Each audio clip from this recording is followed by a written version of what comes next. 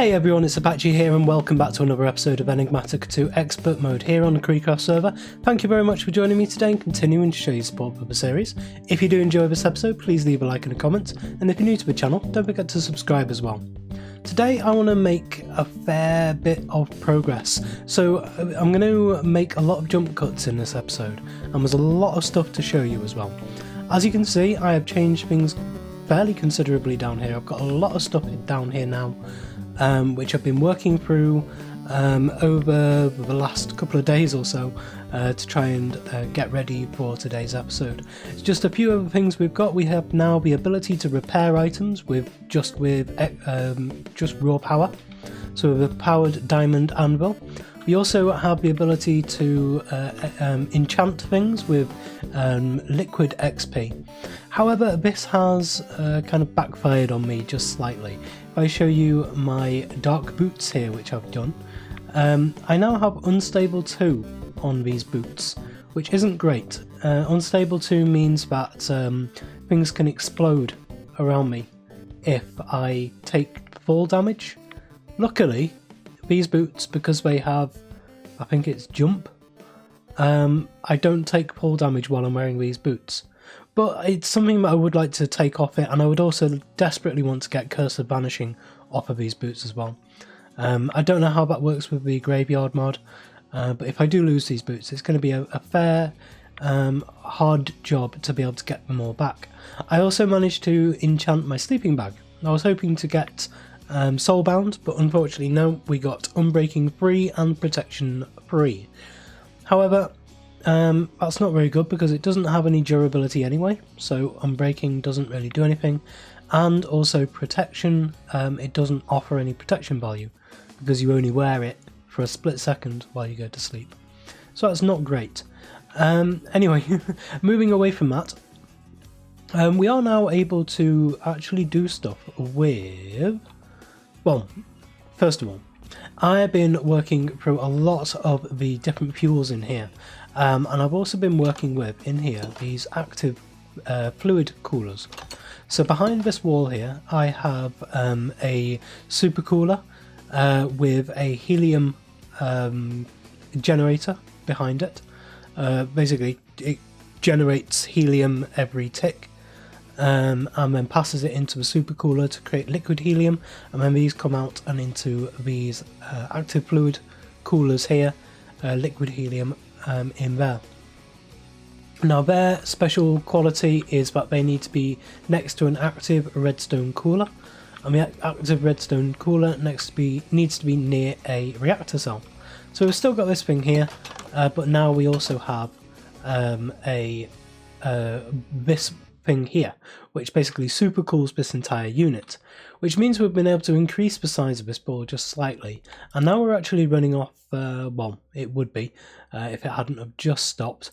It is, I think it's 72,000 RF per tick, something ridiculous like that, and that has enabled me to get all of this.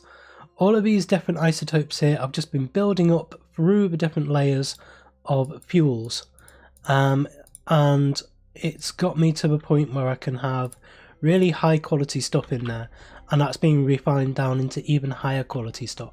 So at the moment I'm running off the HEU233 fuel, and that gives me 72,576 RF per tick. Wonderful stuff. So if we come into the fuel reprocessor, we can stick the depleted one into there, we grab all of this out, we come over, rather than doing it in the crafting tables, we can come to an auto compressor here, and we just throw these into it, and that gives us, it basically puts all of these into a 3x3 grid and outputs here whatever that output is. So we can grab these and these, come back over to this chest here, put all of those in like that, and yeah, that just fills up these ones. And then every so often I'll take these out and give myself like a multiple of 9 of them, of a few of these different ones. Only once for above 9 because I don't want any spaces in there. I want to just be able to shift and drag across into it. You can see I've got a few here, but I might as well take things off as well. So just do this one and this one that one, and this final one here.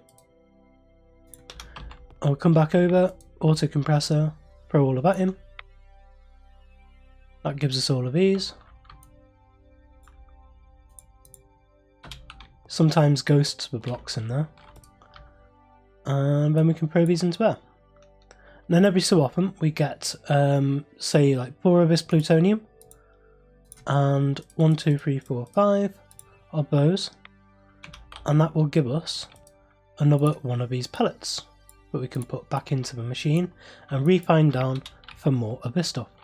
Now the way this works is you first of all, you start off with the uranium stuff.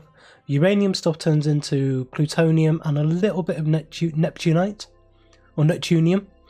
The plutonium and neptunium turn into the americium or americium. Yeah, American. I'm just going to call it American. And then these two turn into the curium and berkelium. And then these 3 here give you the californium. And it's the californium we want to end up with, which will be 5 of the californium 252. And I think it is 4 of the californium 249, and then those 2 will be refined down, and this will be the best one we can get out of this system.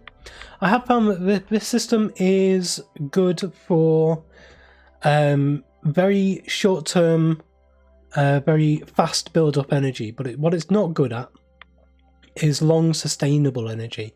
You can't really run your base off this, I don't really think anyway, unless you use the really low quality fuels.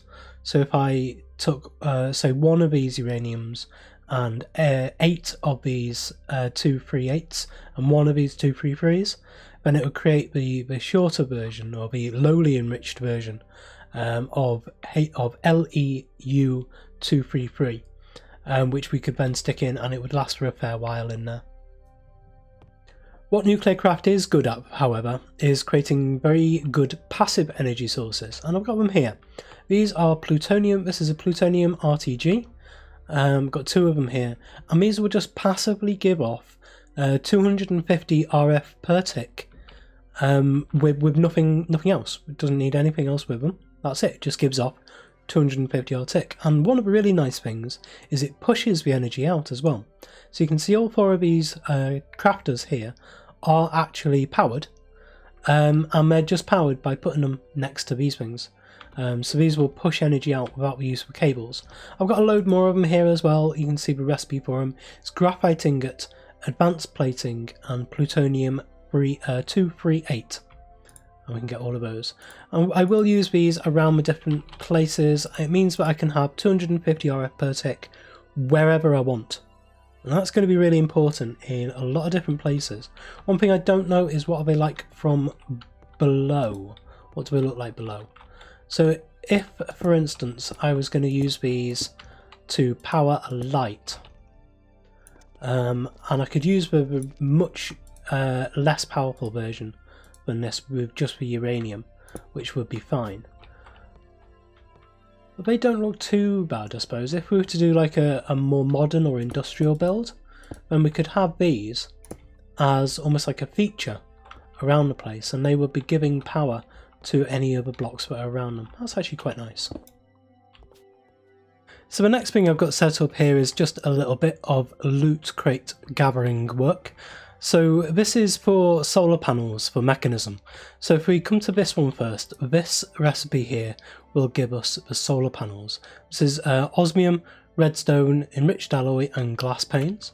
So we'll grab those out. And if we come to this one here, then we can see we have some solar panels as well. This is pulverized coal, glass, basic control circuits and 4 generators. So we'll grab those. And that gives us the first one of these achievements. So now if we come into here, we can place these ones across there and those ones in the middle. And that will give us 4 of these solar generators. And then finally, if we come into this crafting table here, we have reinforced alloy, large iron plate and osmium ingots. And if we place these into this recipe here, we get the advanced solar generator. We get that, and that gives us the advanced one. So now if we come into the quests here, we can go to mechanism, we can pick up all of these, and also I got the biofuel one, which is just, I can't exactly remember what it was just putting, oh it was, yeah, putting sugarcane through the crusher, I think it was. I was trying to make sugar and I made biofuel instead. So yeah, and then the solar generator here, we'll grab that. And the advanced solar generator, we'll get that on as well. So we have 3 of these loot chests, another block of emerald, got fish dinner, and we got ignition plugs. Okay. So it greatly increases power generation and efficiency. Only refined fuel can be utilised. So we're going to get into industrial foregoing, hopefully, well, this episode or next episode, basically. We're going to get into it a little bit today because the thing I really want to get started on is actually going to be the mob slaughter factory. So this is the next thing we need to build for getting on with the rest of the pack. And you can see this is iron sword, 2 iron swords, 2 iron axes, some redstone, some plastic, some gold gears, well, a gold gear, and a machine case. So we have a machine case. In this crate here, I've gathered together all of the different cases that we've got so far, all of the machine cases, device frames and cases, all kinds of different stuff. And you can also see I've started working on applied energistics as well. So I've got all of that in here as well. So a fair amount of stuff in here for AE2. Not quite there yet to be able to make an episode about it or anything, but in here we do have machine cases. So we'll just grab one of those out. I need 1. So there we go. And we need where's the plastics? Upstairs I have a gold gear. So we'll go up to my gear store and grab a gold gear. And then the iron, is this going to be crafted with these or with just regular vanilla? Because I know that the armor's created with that, but no, it looks like it is created with just the ingots. But do I have any ingots in here? No, they're all downstairs, that's okay. I will grab a little bit, well, I'll grab some sticks, because I will need some sticks. So if we come back down to the bottom, onto here, we'll get some iron. And we will make, is it 2 iron axes? So get those 2. And 2 iron swords. Get those 2. And that, a little bit of redstone, wasn't it? Grab some redstone. And there we go, there is the mob slaughter factory. Now, I'm going to need to... oh, this is industrial foregoing as well, so I can just use any power. So what I can do is put it on here. Now, this is filling up with power. But whoops, this is on high. Didn't quite mean to do that. Put these back. Put this down onto low. I'll put it onto normal, I think. There we go. Put the RTG back. So let's put this just down anywhere. And we can see, yeah, the part of it is there, which we need to stand in front of. And I'm hoping that this will actually work with just us standing in front of it to be able to get the pink slime. But I don't know. I think it might need an actual mob rather than just us, but we will see. In here you can see it's got power. Liquid meat. Charming. Let's see. If we stand in front of it, is it going to do anything? No, it's not. Ah, it's a shame. So I'm actually going to have to go out somewhere and put something into this. So we are out behind our base here, and I've found Kevin. Hello, Kevin. How are you? This is a little derpy cow. Got brain worms or something. And yeah, we're going to see if we can push Kevin here into our mod pack tree. You don't appear to have brain worms anymore. Yes, you do. So I'm going to try and put this down somewhere where Kevin here is going to walk into it. So if I put it down, and we've also got Jacob here. Hello, Jacob. So we'll place that down there. And I need you to stop pathfinding for a minute. And I need to put that down. So, right, Kevin. Go over here. I want to try and... Yay, there we go. So it does work. And that did actually get just 1 ingot full of pink slime. That's actually pretty good. So now, Jacob, I need you to be really nice and cooperative with me here. Because I need to push you all the way over there without you trying to walk back behind me. So, come on, be nice. Just walking you towards your death, you don't know. Hey, there we go. That's actually a bit more. So, if we go like that, oh, that'll give us the liquid meat. We don't want liquid meat. So how do we get rid of liquid meat in here? Ooh, we can't. So, I put that in... Nope. Right, let me get rid of this liquid meat and I'll pick up this pink slime again. There we go, got rid of it all there. So now if we come back into here, there is no meat in here, there is some pink slime in there. So we should hopefully be able to... Yeah. There we go, there is some pink slime there. So we'll pick up both of these. Now I'm not worried about setting up a farm just yet to be able to get more of this, but we will do eventually. We'll set up some kind of mob farm and then just push mobs into it. We do actually have vector plates and all kinds of stuff we can do that with, but I think I want to work out exactly where I'm going to build stuff and actually build a proper room for it somewhere. But what we're going to do now is head over to, because I haven't really got much of this, I need to head over to the smeltery. Now, if we have a look at the pink slime, I'm hoping that this will form in a gem cast, but it doesn't seem to... I don't get how we're supposed to do this because it doesn't actually say. So I'm hoping that it will form into a gem cast, but it may end up forming into a pan cast, and we don't have a pan.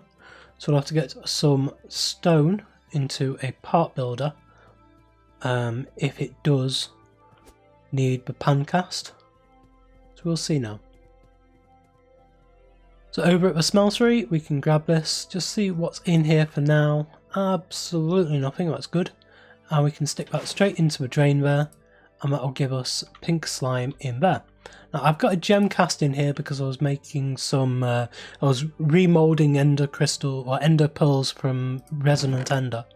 But yeah, as you can see, we don't really have the other stuff in here if we need it. So it is right, okay. So what I may need to do, we've got a part builder here. May be able to come into here. Would it be... There's a pan and there is a battery cell. So I'm assuming it would be the pan cast. It's what it has been in the past anyway. And can I do it with iron? Nope. I will have to get... I think it has to use cobblestone rather than stone. Oh no, there you go, a stone pan. So we get a stone pan and we need some gold. And we can melt this gold down in here and that will create the cast which we can put down on top of this. And now this will form us the cast for the pan and hopefully allow us to get this out. But no, it doesn't. Right, okay, so there is something else we need to do with this slime. And I don't quite know what that is. And I can't get it back out. Right. I need to put this onto there. I need to remove that.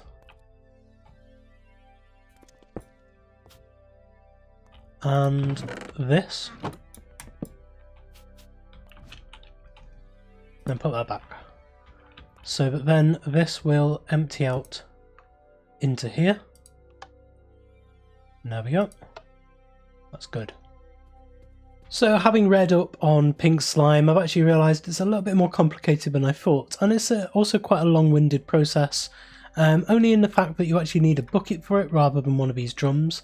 And the basic idea is that you grab a bucket, so 1,000 milligram of that stuff in a regular bucket, place that down into the world, and it will spawn a pink slime eventually.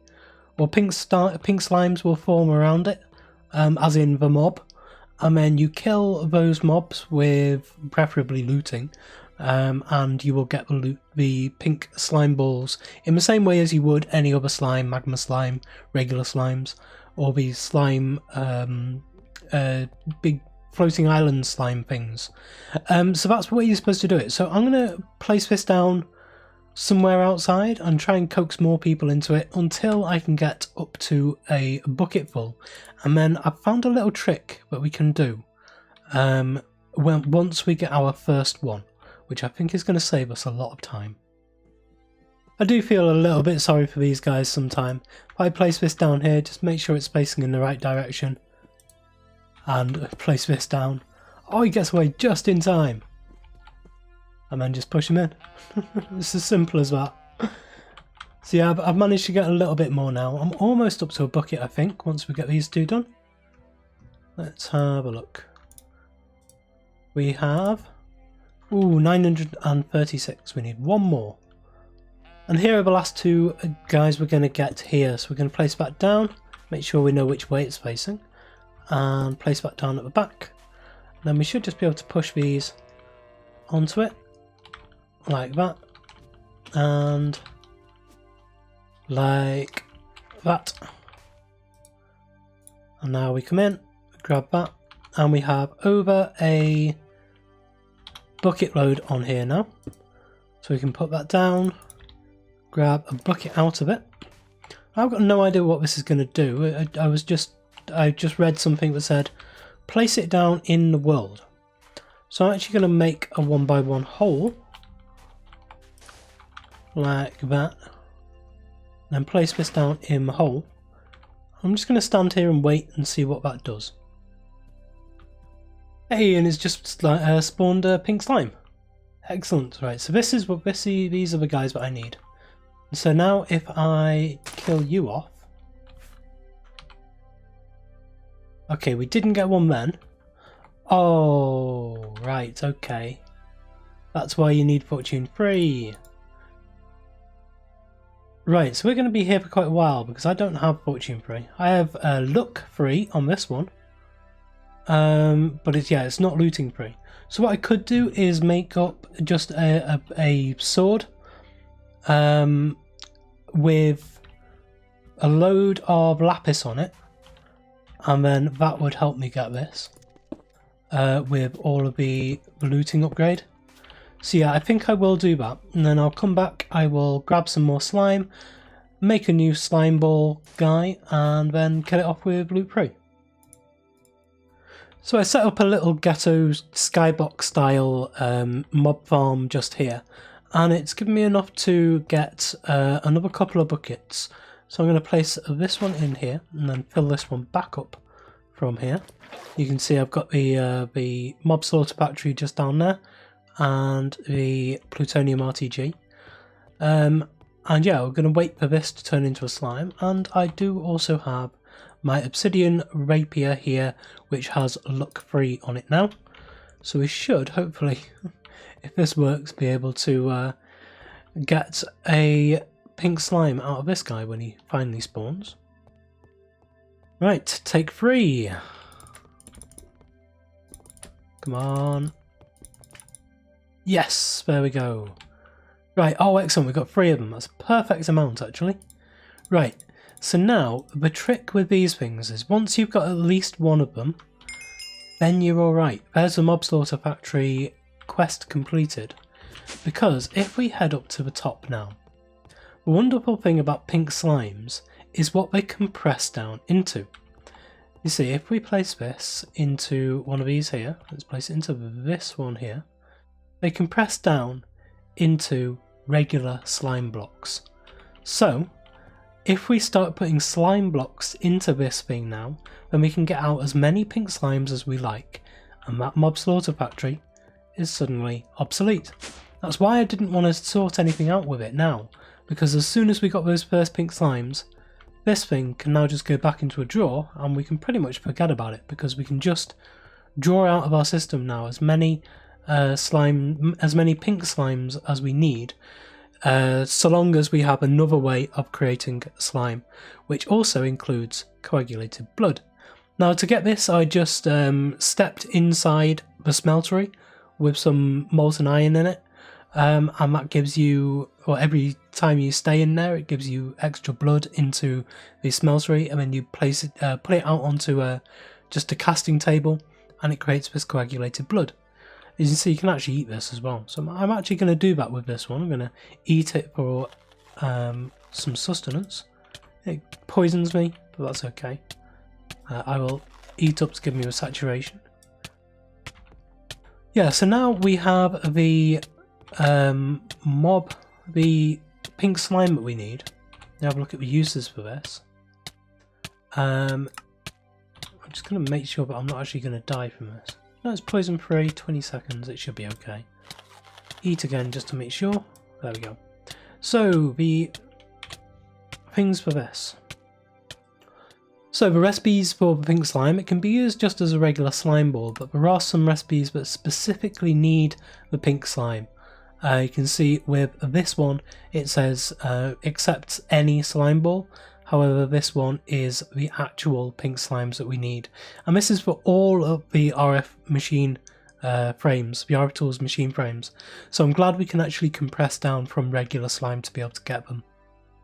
Well, while editing the video, I've realised that this has gone on far too long. I've recorded far too much for a single episode. So I'm going to split this up into 2 episodes and we'll rejoin exactly at this point in the next episode. So yeah, thank you very much for joining me today. If you did enjoy this episode, please leave a like, comment and subscribe on the video and to the channel, and I will see you next time.